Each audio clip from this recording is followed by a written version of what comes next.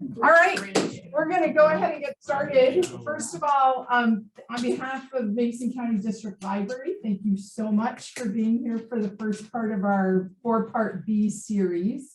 Robin Seymour is our new adult services person with the library, and so she was part of the whole organization of this series to attract more adults to the library. And so we're doing this with Rand Lilly has been keeping bees for over 12 years, but they've been a part of his life for a very long time. Grandpa's Grandpa's Bees. That sounds like a book title.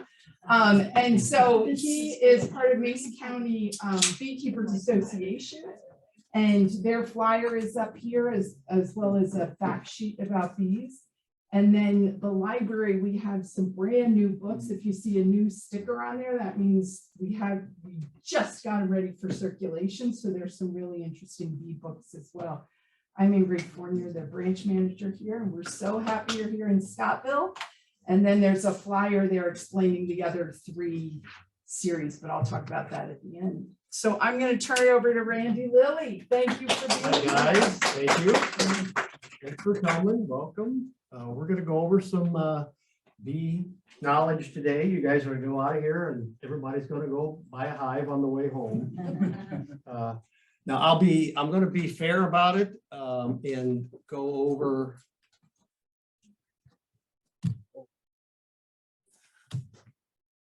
See, got it. There. All right. We'll go over the basic building blocks of beekeeping in a 1 hour. There's a lot more that I need to do it right. I would need a lot more than an hour, but I'm going to shrink it down to 1 hour and show you the fun part of beekeeping and just give you an overview, and you guys can make up your mind after that all about bees.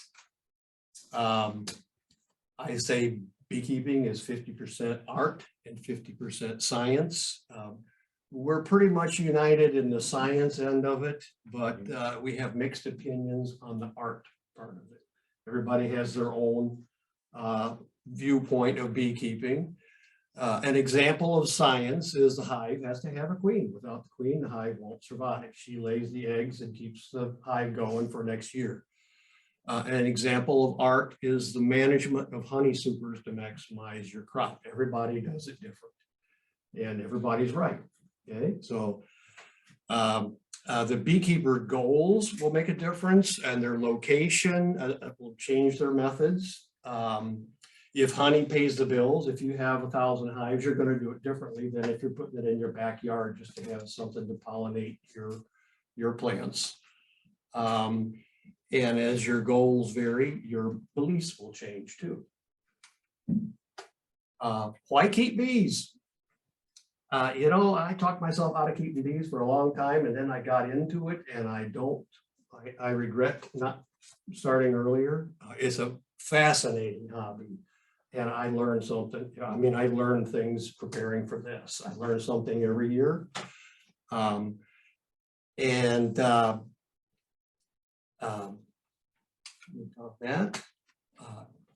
But that one, okay. Honey for your table. I'm not used to this little button. I've got to be careful with it. It could be a sideline business selling product from the hive. There's all kinds of things you could sell besides honey. People sell bulk beeswax. They make their own candles, lotions, propolis, and bee pollen are products you sell. We'll get into that a little bit later. You don't know what that is. And in my case, I sell bees too on the side. People get bees for pollination of food crops, apples and that. They also do them for non-food plants, you know, your flowers and that. I'll talk about that later, the pollination part of it. And gifting something from your bees is precious. If I had to choose between a Applebee's gift certificate and a pound of somebody's honey, I'll take the honey any day. It's a meaningful thing to give away something that your bees did. And you're going to become a small scale farmer. You're going to be looking at the weather a lot closer. I get the 10-day forecast, and I'm looking at day 10 every day, especially in this kind of weather. You're going to be more in tune with plant flowering cycles. I noticed today that the marsh marigolds are going crazy if you have a marsh area next to you. Your viewpoint of environmental factors will change, and you're going to start thinking like a honeybee, and in my case, you'll dress like one too. Some fun facts and interesting facts about bees. A typical hive, and I'll set one up here in a minute, has 30 to 50,000 or sometimes 80,000 bees in it. It gets kind of noisy when you open one up sometimes. The honeybees we know and love aren't native to the United States. They aren't even native to this part of the world. Ships manifest show them coming over from England, like in the Jamestown area. Did I hit it again? Okay, yeah. You know what? I'm gonna put that right there. Bees fly outside to go to the bathroom. You know, that was after I was a beekeeper. I'm going, wait a minute, I don't have to clean the stalls out or anything. And in the winter, that's an issue for bees because they're indoors from about the end of October to hopefully March. So they have dedicated bees that go out and collect water. You'll see them by a stream. They're called tanker bees. They go out and they get water. They bring it back to the hive. They spread it on the top bars, and then bees fan it and cool it. If you lick the back of your hand and blow on it, that's evaporative cooling. When it gets cold, they'll adjust the temperature, bring the heat up by shivering their wings. They dislocate their wings. They just move their wing muscles and create heat. They form a central cluster in the winter and take turns being outside on the outside of that layer. So I don't know if they flip a coin or how they do it. And they keep that core temperature at 94 degrees even in the winter. So if you know, when it's 10 degrees outside and the bees are nice and warm in there, that's what they're doing. This isn't a fun fact, but it's an interesting fact. Bees that gather honey for the winter don't live long enough to eat it. So they have a pretty good social system within their colony. A hive is capable of making, well, anywhere from 0 to, I have heard of over 200 pounds in one hive. And at Meyer's price of about $9 a pound, one hive can be pretty significant. Realistically, a backyard beekeeper might get 60 to 70. They have 4 wings, 5 eyes, 6 legs, and I added that little stinger on the end. And by the way, that is a bee emerging on the right. That's a male bee that's being born right there. Summer bees live about 5 weeks. Winter bees live 5 to 6 months. They have different bodies and fat bodies within their body, and they go longer than summer bees. A queen can lay 1,500 eggs per day or more. I've heard a number quite a bit higher than that. And to give you some idea, this is on both sides about 7,000. I would say she would lay about that much in one day. She just drops her abdomen in an empty cell, it drops an egg, and then goes to the next one and does that all day long. Females outnumber the males about 100 to 1. It varies. And all drones are rejected from the hive in the fall. The girls don't need the boys anymore. And when the weather gets cold, it's another mouth to feed. So they just push them out and they freeze to death. So I guess they didn't read the fine print, guys. First part of the sentence looks good until you get to the second part. Newly emerged bees go to work within 10 seconds after birth. When a bee comes out, they turn immediately and start tending to their sisters that are either needing to be fed or needing to come out. Hives can have personalities and moods. They have different genetics, and one hive can be grumpy all the time and one hive can be nice. They all on bad weather days can be grumpy. And sometimes we just close them up and go to the next hive. And when bees are born, like I said, they'll immediately turn and start taking care of their sisters, but they graduate as they age to different duties. They start off as what we call a nurse bee, taking care of the babies. Then they graduate to a house bee and a forager, and they basically fly till they die. They don't have a retirement program. There are 7,000 cells on each frame, both sides of one of these.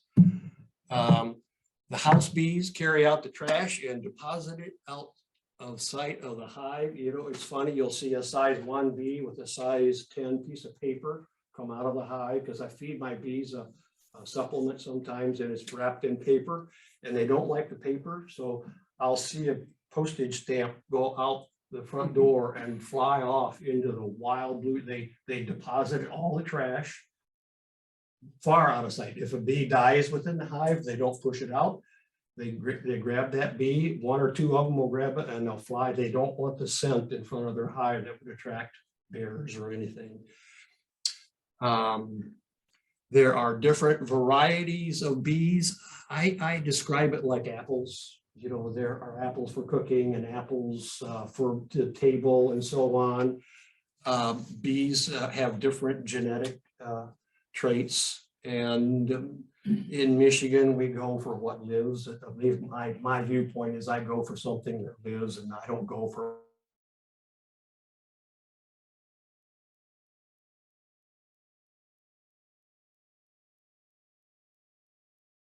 I'll see there was one mother and 12 to 20 fathers. I'll open up the hive and I'll see variation within the hive from the coloration of the bees.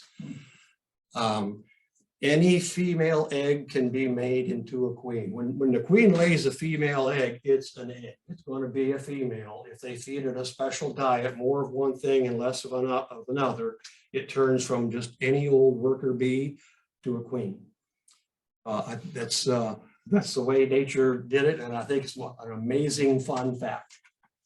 Does anybody have any questions so far? Good.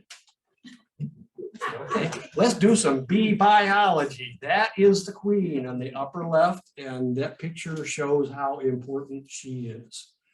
The bees are either doting on her like that, or if she's going from point A to point B, they just get out of her way.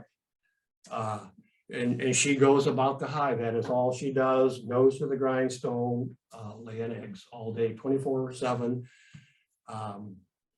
And those are all girl bees in that picture. And if you're a beekeeper, you can tell at a glance, because the boy bees, the drones, you can see on this board here, you're looking at in that picture like that on one of these boards. There are 3 drones and 1 worker bee. And you can see the drone's a big fella. He's got a bigger body, big wings, great big eyes for spotting queens. And in the lower right it's a very interesting shot. This is a zoom of a frame.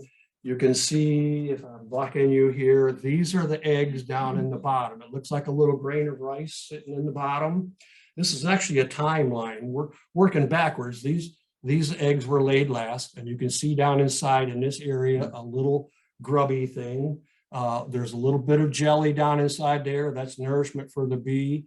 It graduates from, this is like day 3. This would be like day 6 and 7, and about day 8 or 9, they cap it. That's a wax capping on there. It looks like cardboard. And the bee finishes its pupal stage and will emerge from that in about 21 days. And that's just a fun picture on the side there. If you were to open a hive, it's a pretty populous hive. It isn't always that thick, but that's what the top of the hive looks like when you take the lid off.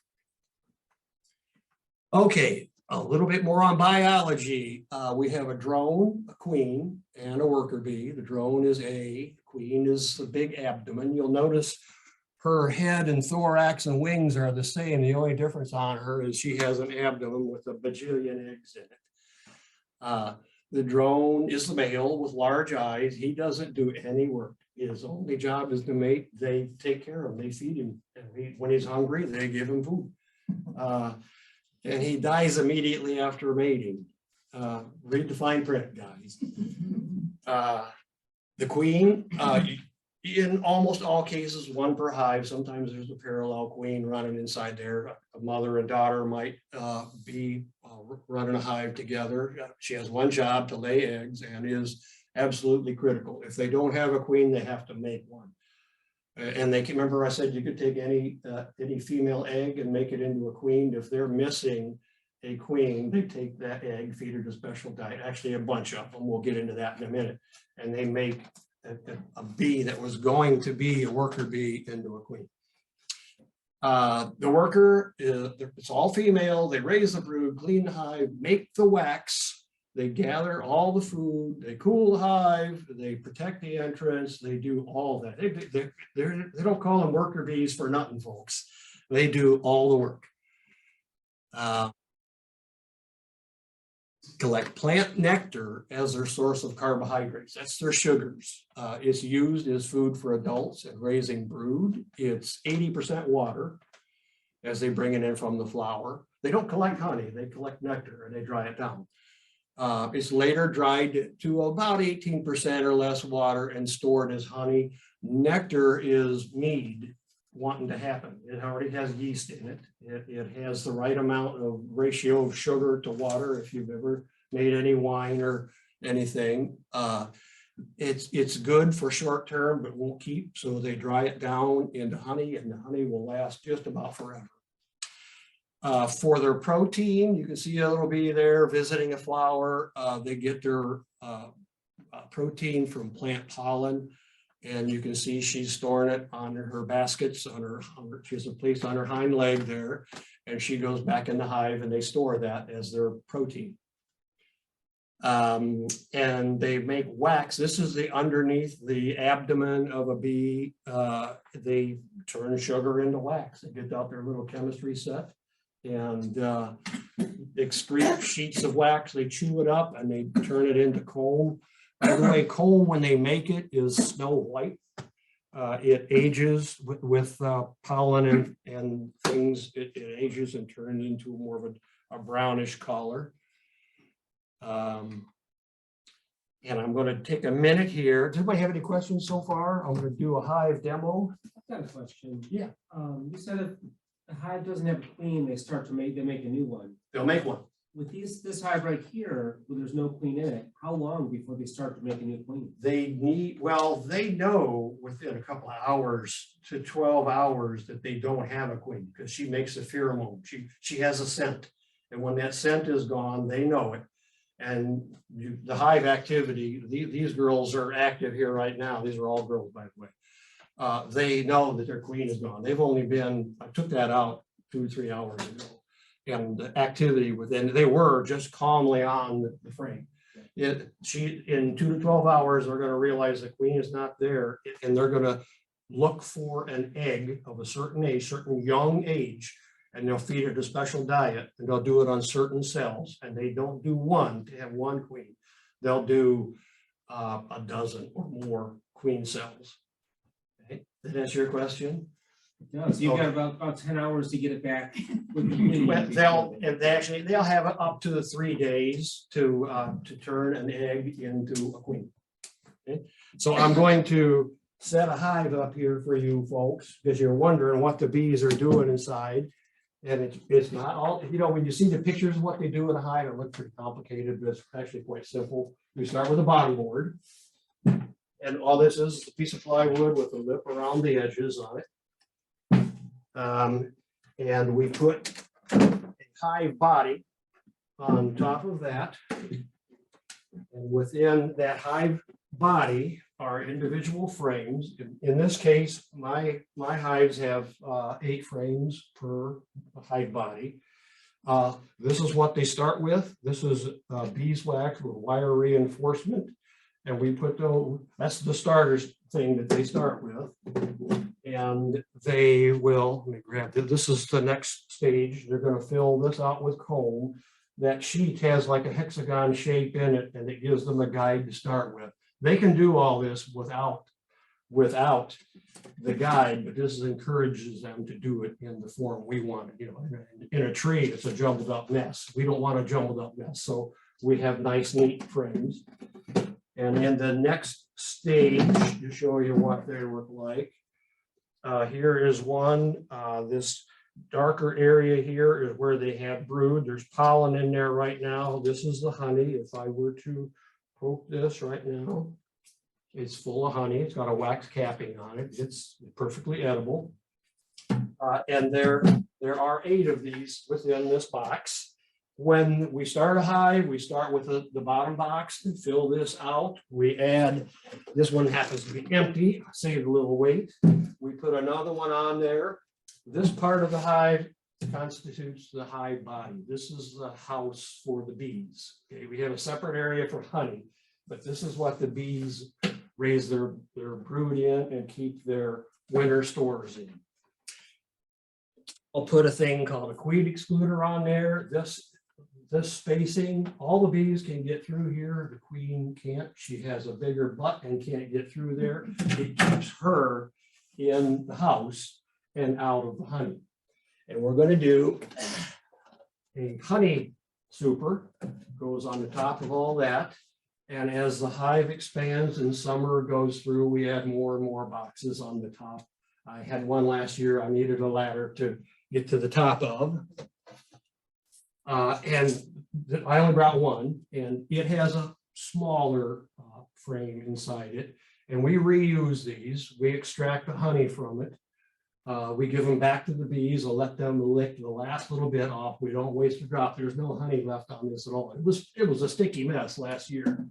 There would be 8 of those in there. Also, we put what we call a winter inner cover on the top, and it provides them an upper entrance, a little bit of insulation. And we put on top of that telescopic cover. And the 2 together give them the roof. Does anybody have any questions on that part of it? Yeah, go ahead. So do you need to, so you put the bottom part on the next part, do you need to wait for them to like get to work before you can add on the next stop? Yes, when you're starting a new hive, you just do only the bottom box and you introduce your bee population. They'll expand outward to a point when before they get full, you're going to want to add the second box and they'll expand into that one. Okay. And then they get into the honey. The first part has to be filled out for the bees. That's pretty much, we don't get into that, you know, in the come winter, all these will be taken off. All the honey supers will have been taken off, and the rest of it is for the bees for the winter. So you still need to put the top on there though? Pardon me? The top, The top, yeah, the inner and outer cover will always be on there. When we harvest, we take this off. And for winter, this would go on top of there. Yes. I keep the water out of the bottom in the rain. Is that tilted or? Yeah, you're right. We tip it just a little bit. It needs to be flat or just a little bit tipped. And you know, when you pointed down there, I realized I had forgotten there's an entrance reducer. Depending on the population and the temperature, we'll turn it like this to give a reduced entrance that the bees can protect from hornets or whatever might want to get in. And when the population grows and the weather warms, we turn it. We give them a little bit bigger entrance, and as it gets really hot in the summer and they get cranking, because there will be 20, 30 bees coming in and out of there at a time, they're crashing into each other, we give them plenty of room, plenty of ventilation. Questions on the box? Okay. And there's a picture in case I didn't bring this, but I did. Now, in addition to the hive, the basic needs of a beekeeper is the hive tool, which is a fancy little pry bar, some sort of a veil, and I've got a picture of some here, and I brought mine with me today. I'll show you that in a minute. Some sort of, if you want a bee suit, this is my bee suit. I will wear anything other than black out there. They're black or dark brown. They don't like dark colors. And a smoker. This is a smoker. We put whatever the burning stuff of the day, whatever the best fuel is, whatever's free. And we get a little fire going inside there, close it up. and it's controlled so it doesn't really, it stops burning and just smolders, and we puff that on the bees. That calms them down. We'll get into that a little bit more in a minute. My own preference for beekeepers is to be sure and have some sort of a notebook, because you'll be a better beekeeper if you know what you did a month ago. If somebody asks you a question and you don't know what you did to a particular hive on a particular day, you'll thank me if you have a note to go back to. And there's a thing there in the lower left called a Varroa test bottle. The thing that really, the beekeeper's enemy right now is the Varroa mite. And it's a test bottle to find out if you have a problem and how bad the problem is. And we'll get into that in a little bit. But those are besides the hive, those are the basic needs that you would get. And I throw this one in there. This is my beekeeper personality. This is what you don't need for a hive. They don't like bears. Don't give them a target. And you don't want to land on the flowers. You don't need a bee suit, and don't wear spandex or anything like that. That's the idea of what people think when they open up a hive. It's not really like that. I don't know where that picture came from, but I've never seen one like that before.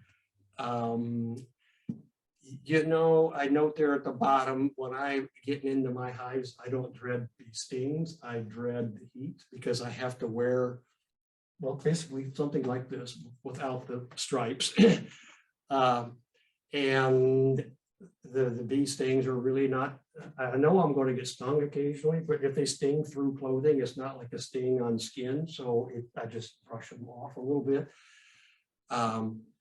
Now, someone was asking me before the meeting, how you get bees. There's two ways you can buy bees. There's a package bee, and there's the 5-frame nucleus hive, what they call in the advertisements, a nuke box. Yes. Can I cut in before I get into this? On like the PPE side of it, do you always use gloves? I do. You know, that's funny. I watched a video a while back. People, there was a whole crew of beekeepers, and they were wearing bee suits head to toe with no gloves. And I have gloves and no bee suit. It just showed, remember I told you there's an art to this. People have different views, and they're both right. Well, they're happy doing their bees their way, and I'm happy doing mine.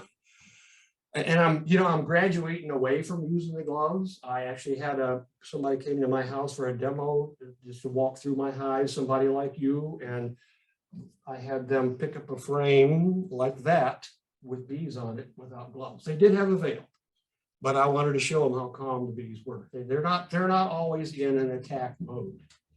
And the gloves you use, though, it's like kitchen gloves. I'm trying some different things. I brought these, they're work gloves. The bees, they're too dark. You know, if I could get these in white, I would love it. But bees don't like dark colors. So I wouldn't wear this black shirt out there. But I wear something like dishwasher gloves usually. In that picture you saw back there, the heavier, dutier kind. Those big heavy ones like you use for cleaning out gutters and that, I don't recommend. They're just too thick. Back here where we are. Okay, package bees up in the upper left, you can see it's just a screen box with a blob of bees in it. There's about 10,000 bees in there. Inside that mess is a queen. She's in a special box here for her protection. There's a sugar plug in the end. It works as a fuse so that when you put the bees in the new hive, and you do it very unceremoniously, you take the lid off and you shake it onto the top of the new hive. But this queen is down inside there, and you would think it would be a big mess of an explosion of bees, but they're going to stay right where their queen is. There will be a few flying around, but and you'll put the lid on that and go away, and in a few days, the bees will eat through that sugar plug and release the queen. In a kind of a calm, they get to know each other, get settled down. They'll have some comb built out. She'll come into a home instead of a box of boards. And I have a rough price on there. That's the kind of a range for a box of packaged bees. On the right is a nuke box, there are 5 frames in a temporary box. Inside, the queen is inside, running around loose, fully functional. There are frames of brood. There's honey, there's pollen in there. It's a working hive in a temporary box. And to start a new hive with that, you have your new hive sitting here with some empty frames. You lift out one by one each of these frames from the temporary box into the new house. You give it a shake or two to get the loose bees. You put the lid on it and you walk away. You put the cardboard box in front of it. The bees that are floating around inside there will eventually, by nightfall, go into the box. Any questions on the 2 methods you can get bees? Okay. Where would we buy them at? Where the Scottville beekeepers, Alden Malekus has a site for that, and there's a page on there with phone numbers. You can, is this the right name for that company? It's Mason County Bees. Sorry, Scottville Bee Club, Mason County Bees. Okay. Hive inspection. Beekeepers occasionally, we don't just put bees and walk away. You occasionally inspect the hive. That's why we have bee suits, to make sure the bees' needs are met, and we do it with minimum invasion. There's a gentle way you go through so you don't upset the bees. The bees leave clues for the beekeeper so they can assess hive conditions. We read the hive, we read the frames. It's the challenging part of beekeeping. It's very interesting to see what the bees are doing inside there. An inspection will take 2 to 15 minutes, and they're done at 1 to 3 week intervals. And the reason there's a difference in how long it takes and the interval between them, it depends on what you're in there for. You might open it up. I have done a hive inspection where I just go like that and see what I need to see, and that's an inspection. There are times where I tear the whole thing down, top to bottom, go through frame by frame. Obviously, that would be once every 3 weeks interval. And we use smoke to calm the bees. It does 2 things. When we blow smoke on them, their ability to communicate by scent is broken, because instead of this chemical that they're using to spread the danger word is interrupted. Also, when you spray that smoke on there, they think that their hive is on fire, and they are grabbing food to go on this trip to the next house, wherever they're going to. And you'll see bees with their noses down in the honey, grabbing a snack before they go. And if a bee is doing that, the bee is not looking at you, and it's not going to want to sting you. And that's what one looks like, more typical. You see how they're lined up in little rows. Now, if I smoke that hive and I don't use it like a flamethrower, I'll just kind of go off to the side and let it waft over them. They'll scurry up. Most of those bees would scurry down inside. And I'll show you a picture right here in the middle. This is what a beekeeper wants to see, are those little bee butts. They don't want to see the stingers. When they're doing that, they're not paying attention to me.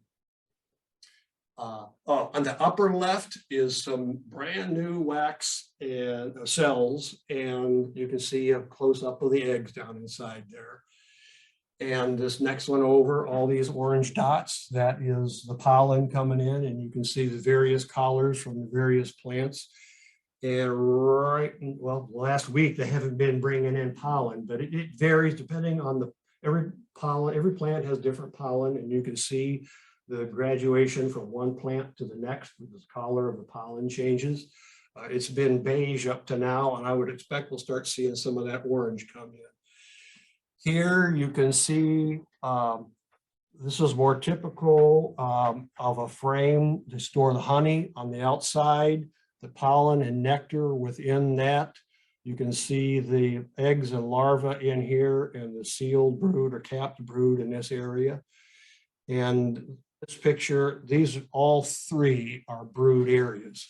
This is just this one a little farther back. The bees go over and grab a snack for the larval stage here. They keep the food that they're going to feed the bees close by. This long-term storage honey is kept out on the wings. And that one gives you an idea of how many eggs a queen can lay. That's just one side. That's about 3,500 eggs right there, which will be in 21 days, 3,500 bees. That underneath there says hive maintenance, which is the art side of beekeeping. Remember I said everybody pretty much agrees on the science. They all do the management, the art side. Everybody has their own recipe for success. In short, for hive maintenance, we move or add equipment. We make adjustments to prevent and correct issues such as queenlessness, illness, lack of space. Lack of space mainly, we're talking about adding more honey supers. Supplemental feed may be added to stimulate hives and fill in for food shortages. There are times of the year like now where the bees haven't been able to get out. My hives have supplemental food inside there right now. Even in this cold weather, they've had something to eat and grow with. With experience, a beekeeper learns normal behavior and recognizes problems that can be prevented or remedied because nature isn't perfect. Bees they've been doing it for a bajillion years, and who are we to tell them they're doing it wrong, because they've been doing it a lot longer than we've been around. But they can't look at yesterday and change today to affect what they're going to do tomorrow. They just go. And it's worked for a bajillion years, but that doesn't mean we can't step in and make some changes to what they do to improve conditions for the bees and to meet the beekeeper's goal and do it without messing up the bees. That's kind of my philosophy. Remember I told you that the bees will produce 12 or more queen eggs. The plan for the bees is to make 12 and kill 11. Okay, they have 11 spares. Well, I step in and say, well, I can do something with those queen cells and I'll recover them and I'll make a small hive or 2 or 3 on the side. That's where my bees come from. I don't buy bees. I'm going to sum up 1 year in about 2 minutes, and you'll notice it starts in March because that's basically when the bees get rocking and rolling, and the snow melts and the bees get out. We beekeepers check for survivor colonies. We're always anxiously waiting to make sure everybody makes it through the winter. We might supply some supplemental feed. The population is at its lowest. We'll clean out the hives because there'll be a lot of wax and things in the bottom and probably some dead bees. And the bees get a bathroom break. They've been holding it since October. That first warm day in March when it's still snowy, all of a sudden it looks like butterscotch all over the snow. In April, we'll rearrange hive components for maximum strength and efficiency. The hive really starts to take off, and the population is going to double just in 1 month. The days are longer. Whether or not it's warm out, the bees know the days are longer and it's time to get going. So in May, food is available, and it's right now, tomorrow actually, today not so much, they're going to get out. I'm really predicting tomorrow is going to be the tip of the scale for the year. Growth is fast, and now swarm is what the bees have in mind, and as a beekeeper we need to watch out for, and I'll get into that in a minute, swarming. In June, the plants are producing their maximum, and honey supers must constantly be checked, because if you crowd them, they'll stop. They don't have an off switch. If you keep putting honey supers on there and the weather is good and the flower resources are there, they're going to keep going up. In June, plants are producing at their maximum, and honey supers must be constant. Did I said that? Okay, population is maximum in July. Bees store honey for the whole month. It tapers down towards the end of the month, but in August, the population is receding. Mites become a more severe threat, and what's when we harvest our honey. You might get a little bit at the end of July, but August is pretty much when we do it. And in September, they're starting to lay eggs for their winter bees. Bees get their last opportunity to fill their winter stores in October. The bees start to form that cluster. This will be gone by then. The bees are forming a dense ball inside the hive. That's how they're staying warm. The entrance activity is going to slow. The beekeeper is going to supply supplemental food if needed. If they are light on their winter supplies, we're going to feed them sugar and water. That's a substitute for the honey. In November, they're consuming their winter stores. In December, the beekeeper takes a break and we sit around and order stuff all winter long. That kind of goes on for the rest of the winter. It's Michigan, it's cold. What can I say? In January, little or no eggs are being laid. Bees are tightly clustered. And by the way, on warm days, they expand that cluster. On cold days, they contract it. And hopefully you get a warm day when they expand, they're going to move to a part of the hive where there's honey and then kind of migrate over that way. We hope for those warm days in the middle of winter so that they can move around. Because if it gets really cold and stays cold, they'll form a tight ball inside there and they can't move. They literally can't move over from there to get food, and they can starve to death. February, as days lengthen and weather warms, the queen starts a small amount of brood. She'll lay 1 or 2 eggs. It'll be like the size of a baseball. We don't really know. In Michigan, we don't open our hives in the winter. So I'm told that's what they do. And then you come 1 full year and back to February again. And by the way, September, they love that goldenrod. That is the plant for, you've seen that growing by the sides of the road. That is the #1 plant for pollen and nectar for the bees. They love that. The honey doesn't smell good though. We don't eat it. Okay, some potential setbacks. Anybody have any questions on anything so far? So just in August you harvest? I'd like the end of July, first week of August. Yeah. Is when you harvest and you give them time. And we're going to do harvest here in just a minute. Yeah, that's one I do mind though. Some of the setbacks are the effect of insecticides. It doesn't matter if you're in town or out in the farm. You might have somebody spray on a crop, or your neighbor might be spraying for mosquitoes. If your bees land on the flowers while that insecticide is effective, they'll take it back to the hive and it can wipe out a hive. You might have neighbors' objections, and it's rare, but it happens. Bees like to drink swimming pool water for some reason. And if your neighbor has a pool, they might not be happy. Animals such as skunks and bears can be an issue. 2 of my neighbors just called me this morning and said there was a skunk or a bear in a neighborhood last night. Their chihuahua was missing for a while, but they found it. I got to think, oh no. Bacterial and viral diseases can be an issue, and we have ways of avoiding that and dealing with it. The draining of hives due to swarming, you know, when I'll get into swarming here in a minute. Yeah, we'll pass on that, but that is a potential setback.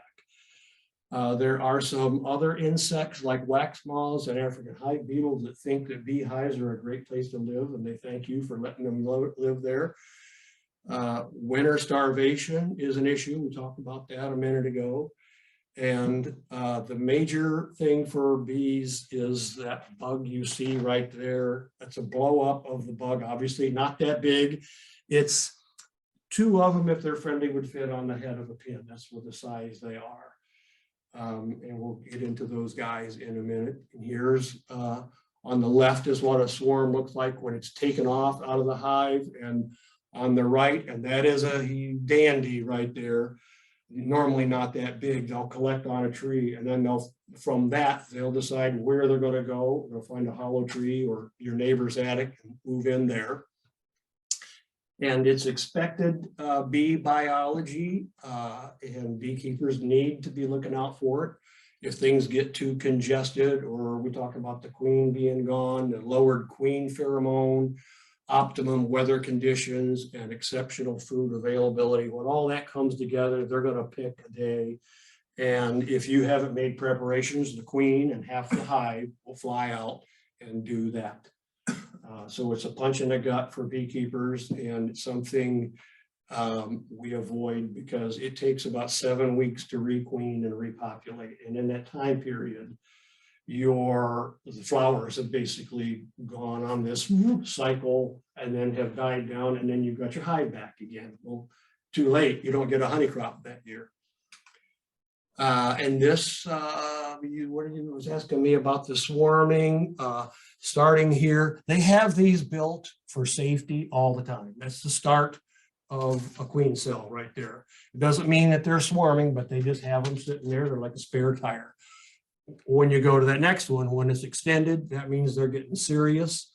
A beekeeper, when it gets to that point, had better be making plans for swarming, because if they don't, there will be eggs in the bottom. You're actually looking at the bottom of one of the frames right there. I'll get one out so I know you know what I'm talking about. You're looking right there. They build them along here typically, and you can see there's like a white goo inside there. That's their food. There's basically a larva in the bottom of there developing into a queen. And on the bottom, you can see them. If you look closely, you can see some of them are opened. And this one here is not. It looks kind of like a peanut hanging there. There's a queen in each one of these. A hive, when it swarms, it can actually send out the original queen with one swarm and then a virgin queen with the next and the next. And if conditions are right, they'll basically drain your hive. So you can, I'm preaching how important it is for beekeepers to watch for swarming. As far as testing for mites, you saw what a mite looked like, right? In these jars are what we use. We put some bees in here, we shake it. The mites go to the bottom, we do a count, and the number of mites that were in that hive at that time tell us how serious of a problem it is. Regardless of your viewpoint on treating or not treating bees, you do need to check to see if you have mites. There are chemical treatments and other methods to get rid of the mite, prevent them and get rid of them, but you should at least check them. And one of those jars would be one of the best investment you can make as a beekeeper. And there is a little mite, and there are, starting on the upper left, synthetic chemicals, which are frowned on. They can end up in the wax, possibly in the honey, if you had honey super on when you treated. Not used much anymore. There are natural, am I blocking here? Natural compounds. This thymol is derived from the spice thyme, which is in your kitchen cabinet. Oxalic acid is a chemical that's found in a lot of foods like broccoli. The taste you get in broccoli is oxalic acid. Rhubarb is oxalic acid. Formic acid is another natural compound. I'm not familiar with it, don't use it. There are other methods for dealing with mites besides the chemicals in that. Some people allow swarming, thinking that it will help contribute to the bees' resistance to mites. There's something called a brood break, where we confine the queen so that she can't lay eggs, and that interrupts the bees' cycle. It also interrupts the mites' reproductive cycle. And my personal favorite is resistant stock. If I have a bunch of hives and one of them has consistently low mite counts, that's the one I'm going to reproduce for my bees and to sell. And the ones that have higher counts that I have to treat, I'll use as a honey hive, and I'll eventually replace the queen with something that has a more resistant genetic trait. Now, pollinators. A third, roughly, of our food is pollinated by honeybees. A lot of the things, you know, if you didn't have bees, just go down the list of like strawberries and that. You might have strawberries, but boy, I tell you, they're going to be hard to come by. Apples and so on. The bees need the plants as much as the plants need the bees. You know, a lot of pollen is wind-borne, like corn, and they don't need bees. but an apple has sticky pollen and the pollen can't go from flower to flower without a bee to move it.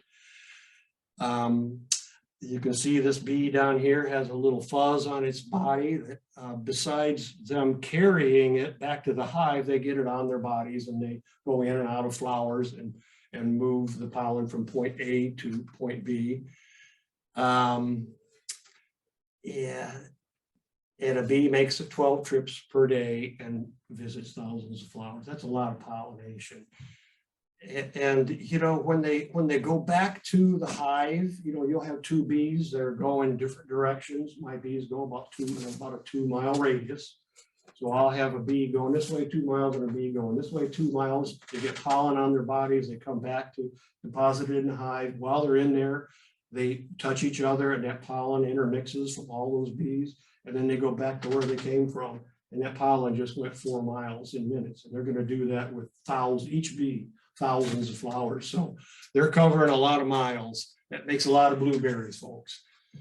A byproduct of bee pollination is plant diversity. And I mentioned two there that are near and dear to me, coffee and cotton, because without my coffee and my blue jeans, I am lost. So thank you, bees. And they're pollinating whether they're seeking pollen or nectar. The flower doesn't care. The bee may be in there for one or the other, but it's going to take some pollen with it when it goes from one flower to the next. They're opportunistic and they'll seek food in the most efficient way. They'll go right past the petunias and get something that's more nutritious or something that there's a lot more of. Personally, I put my money where my mouth is. I've planted a bunch of trees. It's actually probably higher. I have 35 trees that I've planted and some clover specifically for the bees. I have some other trees that the bees will visit. I don't consider them pollinator trees. And then next one is cute. I thought I was the only one that did it. When I mow the lawn, I go around the dandelions and anything else that the bees are visiting. And I like my lawn that way. Beekeeping changed my lawn care. And the honeybees deserve our efforts to sustain and improve their habitat. I just threw that in there. That's something that I believe and practice. Now, you were asking about the extracting. That is a frame that's been removed. The bees have been removed from the frame. That is a fatty. There's a lot of honey there. And after we take the bees off, we take it in the bee house, we set it up over a box, we slice it like this. This is the cappings of the comb dropping off. We'll do that on both sides before we go to the extractor. And this doesn't get wasted. Not a drop gets wasted. This beeswax will be separated from the honey. The beeswax will be later in the fall. We'll process our wax, but every drop of that honey is going to be recovered. We put these in an extractor, which is a centrifuge. It spins. They either have a motor on them or a hand crank. And you spin it for a while. That honey will come out of the comb, hit the sidewall, go down. You can't see it. There's a spout down there. It goes through a screen to get the remaining wax out of it, and we jar it up. Does that answer your question? No, I had a question about the pollination. Oh, okay. Do you need to plant additional things? or- Don't need to. Okay, they can find it. They'll find it, but you know, so much of the monoculture, you know, the farmers will mow along the edges of the field. And they're losing their forage. There are places where they can get stuff. With population growing, you know, suburbia is not as good as the rural areas. So I do what I can, you know, plant a tree or something. On the left there, you see bees working honey, and I threw some pretty pictures in here of honey. And I'll throw in a plug here for our bee club. In October, we have a Taste of Honey in Ludington. We don't have a date yet. It's in the senior center in Ludington, and you can taste the honey from the various beekeepers, and it's different. Somebody asked me a while back, well, how far apart do two beekeepers have to be to have different flavored honey?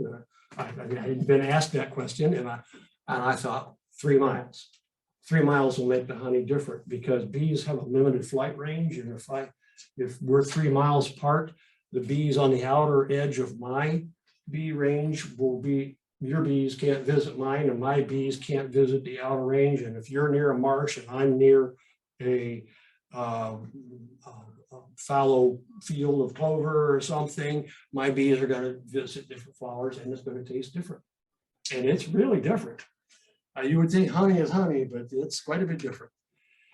Now, best practices for enjoyable, sustainable beekeeping. I emphasize the enjoyable, sustainable part. If it's not enjoyable, you won't take care of them and it won't be sustainable. And if it's not sustainable, you're not going to enjoy it. Join a bee club. There's no substitute for real experience and you'll make some friends and some contacts. Get a mentor to guide you for your first year. You might visit one of the experienced beekeepers in the area. Set reasonable goals and write them down and take records. I mentioned the notebook a while back. Record your observations, and that's a continuous improvement cycle. Every year I change my methods, I record my results, and I change my goals, and I change my methods. That's just a loop of improvement. I've already, in March of this year, I already set my goals for 2024. So, become familiar with bee biology. The best beekeepers understand what the bees are trying to accomplish, not just what the beekeeper wants. There's a saying, you can pull a rope better than you can push a rope. If you try to force the bees to do something, encourage them to do what they normally do that you want them to do. And be prepared to treat a hive with a problem the same as you would any other creature. If you leave them out there to fend for themselves, they'll be lucky to survive these days. They kind of need a beekeeper to help. Yeah, like I said, they've done it for a bajillion years, but they just go, or we can help them. We become responsible for their continued care. Successful beekeepers are responsible stewards, same as any other animal in your care.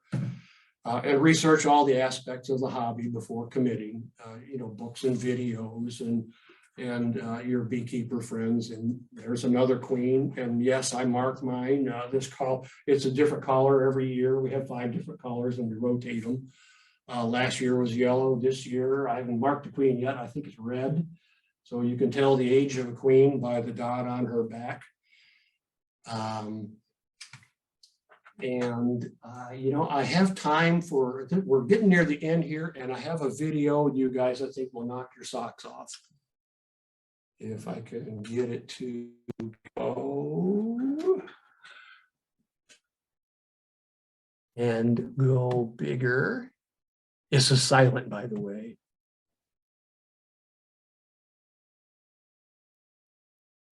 Okay, I'm not able to make it go bigger. Just got to split.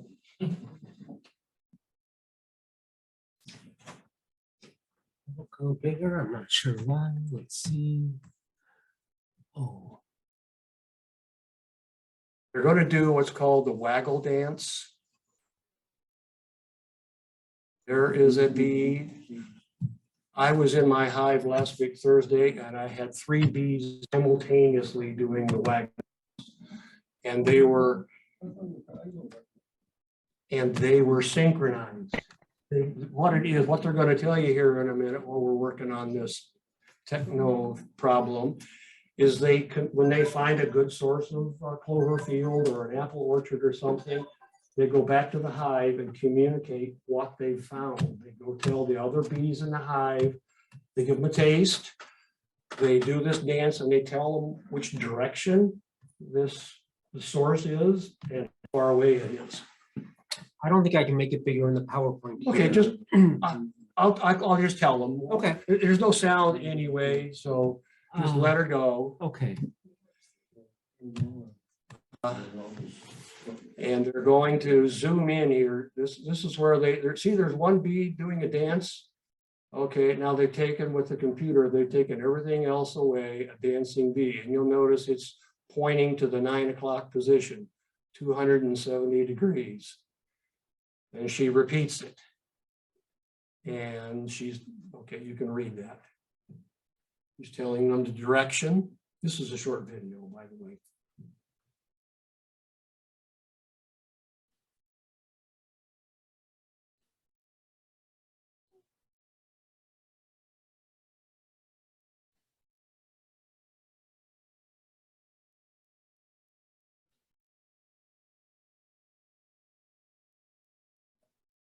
The guy got a Nobel Prize for science for discovering this.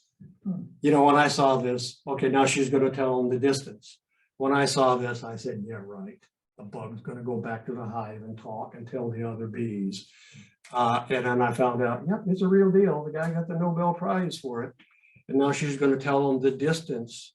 She's found an apple orchard or something out there, and she's gonna tell it it's about 750 yards away, about a half a mile. And this is just an example. Okay, and she'll change the direction and the amount of time that she does that little flutter at the end to say how far away it is. And it's now, this is the part that blows my mind. They're doing this in the dark. And up is up here. They know where up is in the dark.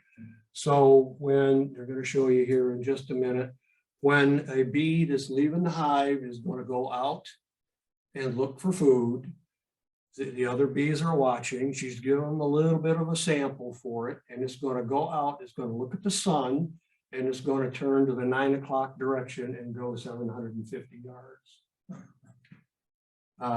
And to me, that's just one of the many things that bees do that I think is interesting. And that is the video. And that is my presentation, folks, except for the question. Before we get into questions, I want to thank the library for inviting me here. I want to thank you guys for sitting through all this. We kind of just about right. And I am going to open the floor up for questions. If anybody has anything about all this. Yeah. If the female bees only live 3 weeks, how do they? About 5 weeks. 5 weeks, how do they last through the winter? If they're not making. Okay, well, that a bee born, an egg laid today is going to hatch in 21 days, and she's going to be around for 5 weeks. There's successive. That's cooking close. Success, yeah, there's going to be, that queen is laying eggs every day. But So doesn't she stop laying in like January when it's? yes, she will, but what she's going to do is she's going to lay these bees that last 5 weeks for the summer crop. And then towards September, she's going to, I don't know how they make a different bee, but it has different fat bodies and it lives 5 months instead of 5 weeks. Oh. Okay. That explains that. I've seen, they have done like a cross section of a bee, like a CAT scan or something. I've seen comparing a 5-week bee versus a 5-month bee, and they have internal components that are designed to body fat that's going to go through the entire winter. That's Okay. much longer than the regular. bee. Yeah. That's- So yeah. I have one other question. Yeah. Before the bees were imported into the Americas, what was the pollination situation then? I know there's. Well, other yeah, pollination. there was, and there still is a population of native bees, like a bumblebee.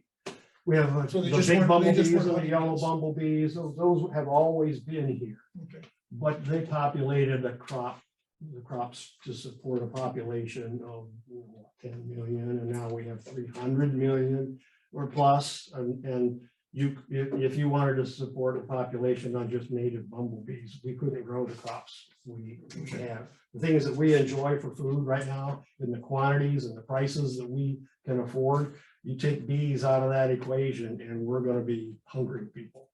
So, go ahead. So how do you stop them from like wanting to leave the hive? What would you do about that? Just more space for them to move around in or something?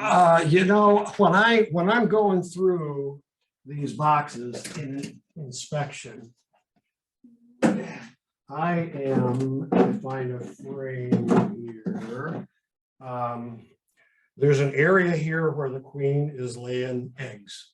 Okay, and they're keeping some nectar and some food for those. When I see that the bees are storing food where the queen lays eggs, that tells me they're getting ready. And I remember those queen cups I showed you earlier where they're starting to make queen cells. When I see those elongating, I'm looking for signs of swarming. The population is going to be wall to wall brood from side to side. They're getting compacted. The weather is great. The amount of pollen going in. There will be, you saw that one frame where the whole frame was pollen. Their food resources are banked. They are ready to go. And that backfilling where they're putting nectar, where the brood, that's the sign that I'm looking for.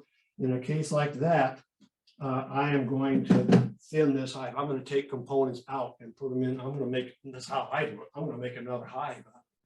I'm basically going to knock them down. The bees don't swarm. I get another hive out of the process. So I'm, my feeling on swarming, about 80 to 85% of the bees that swarm and look for a tree die. They don't make it. Okay. When I see something getting ready to swarm, I don't think it's unnatural to get in here and take some frames. You saw one in here that had queen cells on it. I'll take multiple frames out, put them in multiple hives, and I'll go from one hive to 2 to 4. Answer your question? Yeah.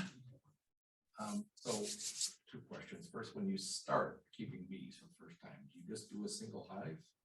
You can, it's recommended to do 2. Because if you're a new beekeeper and you have one hive, you don't know what normal is. If you have 2, plan A and plan B side by side, and one of them is doing something that the other isn't, you have something to look at and make a judgment.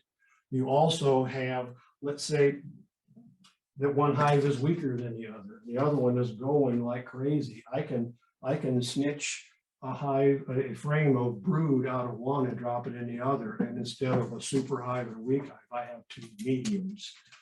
It gives you resources, interchangeability so that one of them doesn't fall off a cliff. You can use each one to support the other. And the other question is, what time of year do you need to start?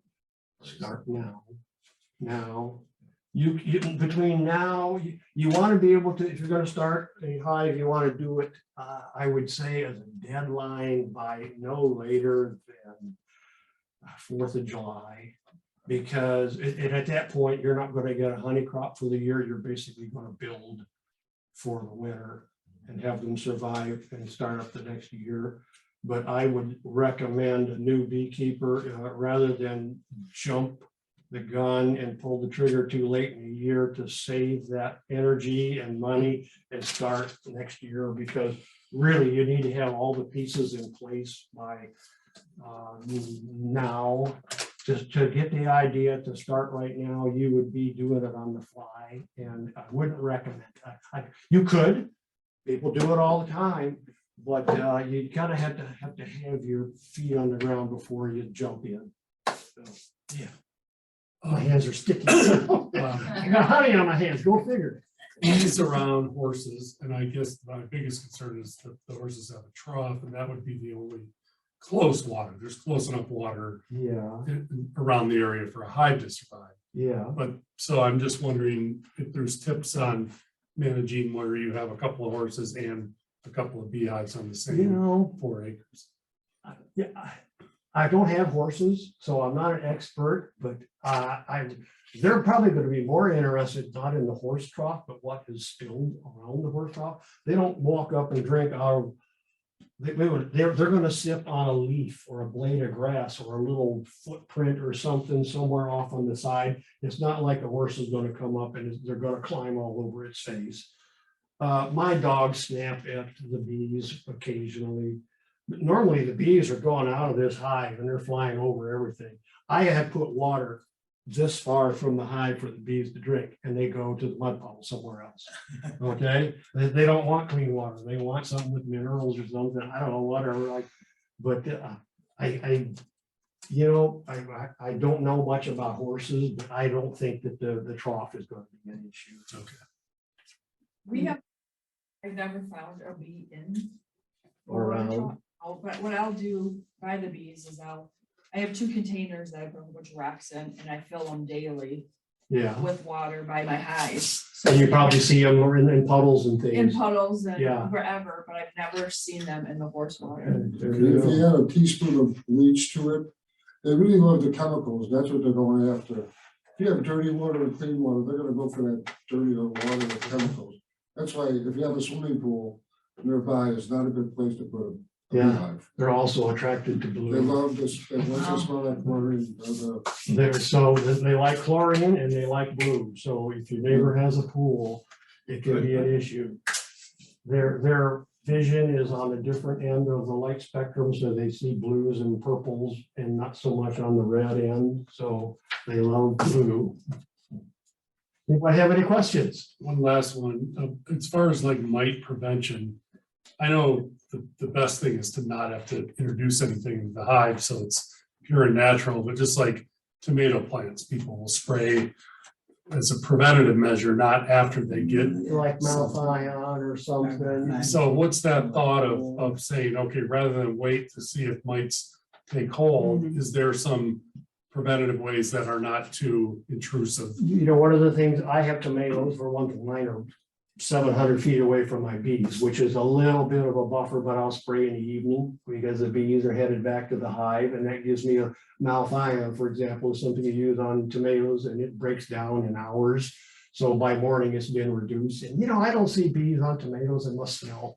You know, tomatoes have a kind of a funny smell to them, but I don't see them on those much. Wait, was your question about treating the mites? It was actually Yeah. about treating the mites like, Oh, I like, thought you were talking about spray. well, it was an example. An example was you don't wait till aphids destroy your tomato plants, you spray them at a time, and they're still good tomatoes and you eat them. Why wouldn't you do that with bees to say, before I notice I have a bad mite Yeah. invasion, I can do some preventative? Yeah, well, you know, that container that I showed, I don't monitor every hive all the time. I have a bunch of them and I'll do a sampling. That gives me kind of like when you go to the doctor, you know, they don't take a gallon of blood, they just take a little bit. I'll take a sampling of the bees and I'll look for a increase in that and I'll start changing things, but I don't just treat something to treat it Right. because, you know, at one point I was what they called a natural beekeeper. I didn't use any chemicals at all. And I found out that the bees needed more than that. And I became a minimal chemical beekeeper. I put it on if needed, when needed, in as little a quantity as is needed. And I don't do anything to any hive that doesn't, it's healthy. Yeah, it reminds me a lot of integrated pest management. that IPM. You're monitoring it for the problem, and then Right. once it gets to a level, then you're like, okay, let's treat. Okay. So, could you find bees in the wild and just start using them or no? You can catch a swarm. Okay. That's something that, you know, I tried that one year, actually the first year I got into beekeeping and nothing, the bobber didn't go down, so to speak. I didn't catch anything, and where I live, I'm out past Whiskey Creek, I'm in the middle of a national forest, there are no feral hives out there. I had at one point, thank you, my hands are sticky, at one point I had, it's called a hive, swarm trap. You're trying to catch one of those swarms we were talking about, and I finally took them down. I didn't give in. It was a lot of work. You know, it's probably better off just to buy bees. Okay. And Some people have success with that. If you're in an area where they have a lot of feral bees, wild bees, if they have migratory bees, like they're moving for apple crops and blueberries and cherries and things, they're going to lose some of their bees and they're going to be looking for a home. And if you have the right hive out empty, there's a little more to it than that, but the bees will move into that. And once you're golden then, because you just got free bees. okay. And second question. So if I'm starting like this year, would I need basically what you have there, but 2 of them? Yes, I mean, you're going to have a bottom board and probably two Right. hive bodies. Now, the standard is 10 frames wide, mine are 8. There are 8 of those frames inside here. The reason for that is I recommend it for people that are of small build or getting on like me in years. When these are full, they're pushing a frame of honey, I think is 90 pounds. A box of honey with the equipment and everything. I mean, that's like a bag and a half of cement. I don't know. So A 5-gallon pail of water, by the way, is gonna be a little over what, 40 pounds. So it'd be like lifting 2 5-pound pails of water. That's pretty heavy. So I go 8, but you would start with one of these. You're gonna put one on the top, and hopefully you're gonna go with the honey supers on top of that. So how much did that cost me for 2 of those setups? You know, I don't know. You know, the way I look at it, I had to explain to my wife when I bought anything new, why I needed one more thing. And after a while, she became a believer because I started selling honey and I started selling bees. And, you know, it's not like I'm making a lot of money, but it's a hobby where it's paying for itself. If you include my own labor at minimum wage, I might be breaking even. But at least when I buy new equipment, I have something to offset that cost. So in the first couple of years, until you get a crop, it's just an empty pit of spending, but it comes back. The first year is the investment, but then, It Yeah, kind of pays for Hopefully itself it after the does, second year. yeah. yeah. which now. So my husband and I just started last year in June, the first week in June, and this was our bee mentor. And so I do highly recommend the Scottville Beekeepers if you're thinking about it, because it is a really great group. Lenny here is one of the founders of the Beekeepers, and we meet monthly. It's so educational. It's a great support group, and we did 2 hives because when one was not behaving properly, then we called our mentor and we're like, I don't think this is right. And then he came over. So it is a great recommendation. So before you leave, this is something else that's happening in the library in Ludington, the long weekend getaways. There's an author coming that's going to be destinations, real fun destinations. So that flyer's by your seat. The rest of the beekeeping series, first Wednesday of every month. Next month will be in Ludington, planting a garden to try to attract pollinators. That's with Julia Chambers. Then we're back here the following month, and we're making lip balm using local beeswax, and we're tasting some honey.